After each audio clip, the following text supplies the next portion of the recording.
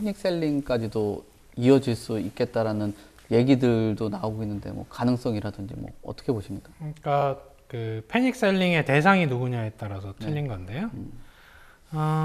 그 최근 한 1, 2년 사이에 영끌하신 분들은 대다수가 1주택자입니다. 그래서 아까 설명드린 것처럼 어떤 의사결정, 주택에 대한 의사결정, 특히 1주택이 되거나 뭐 전세를 끼고 갭 투자를 하셨거나 이런 분들 중에 사실은 부채 수준이 과도하신 분들은 금리랑 사실 상관이 없어요. 설사 4%대의 대출을 받았다고 해도 애초에 무리가 되는 대출을 한 분들을 가정으로 하면 당연히 그 팔아야죠. 본인 소득에서 감당이 안 되니까.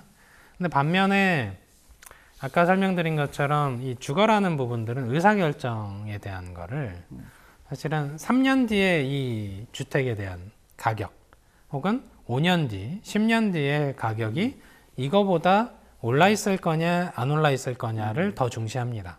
그러다 보니까 당장 가격이 꺾이고 뭐 이런 부분에서 그 추가되는 이자 비용이 본인 소득에서 감당이 되시는 분들은 쉽게 정리하진 않아요. 네, 특히 1주택자를 기준으로 했을 때. 근데 다주택자는 얘기가 다른 게 그분들은 이제 무리한 대출 받으신 케이스면 당연히 정리하시는 게 맞고요. 지금의 시장에 물건들 쌓여 있는 거 보시면 대다수가 2주택자 이상의 물건들이 지금 쌓여 있는 겁니다. 그래서 양도세 중과를 일시적으로 유예를 했잖아요. 그래서 1년 정도 유예했는데 요 시장 상황이 이 상태로 간다고 하면 정부가 그 유예 기간을 더 연장할 것 같기도 하고요. 아예 양도세 중과 제도 자체를 개편할 가능성도 있으니까 거기서 지금 중요한 점은 이런 것 같아요. 그러니까 물건들이 쌓여 있잖아요, 시장에. 그러니까 시장에 물건을 공급하는 방법은 크게 두 가지입니다. 신축을 공급하는 방법이 있고, 그리고 이렇게 다주택자의 물건들을 이제 거기서 매수하는 기존주택 매물이라고 하죠. 그래서 지금 아파트 기준으로 보면 서울 쪽에 지금 올해 초부터 현재까지 해서 급격하게 물건들이 늘어납니다. 그래서 지난 분기까지, 2분기까지 21만 채가 쌓여 있었거든요, 수도권에. 근데 지금 20만 채로 줄어 있어요.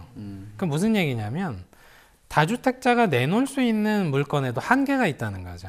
왜냐하면 다주택자를 기준으로 삼을 때 자기 본인 주택 포함 다주택자를 산정을 하기 때문에 거기에 피치 못할 사정으로 2주택이 되시는 분들도 존재하고요. 거기에 임대 사업을 하기 위해서 다주택 하시는 분들도 존재하고 법인들 기준으로 해서 다주택이신 분들도 있거든요. 직원들 뭐 주거용으로 쓰기 위한 그런 그 자연 발생적인 다주택자들을 또 제외해야 되거든요.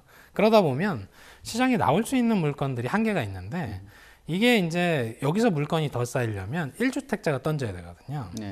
근데 시장 상황으로 볼 때 우리가 지금 시장 상황에 1주택자가 던지는 상황이냐고 보면 아직은 거기까지는 가 있지는 않다. 근데 이제 뭐 지난 2008년처럼 그때 이제 서프라임 모기지 상황에서 대출을 과도하게 일으켜서 부실화됐던 케이스니까 파생 상품까지. 근데 그런 국면은 코인에는 있는 것 같은데 과연 주택 시장이 그러냐? 그렇지 않다는 거죠. 실질적으로는 아까 그 조금 설명을 드렸습니다만 지금 최상단을 지금 시장에서 소통하면서 어떻게 열어놨냐면 주택담보대출 금리가 10% 갈 거다. 10% 가면 좀 문제긴 합니다.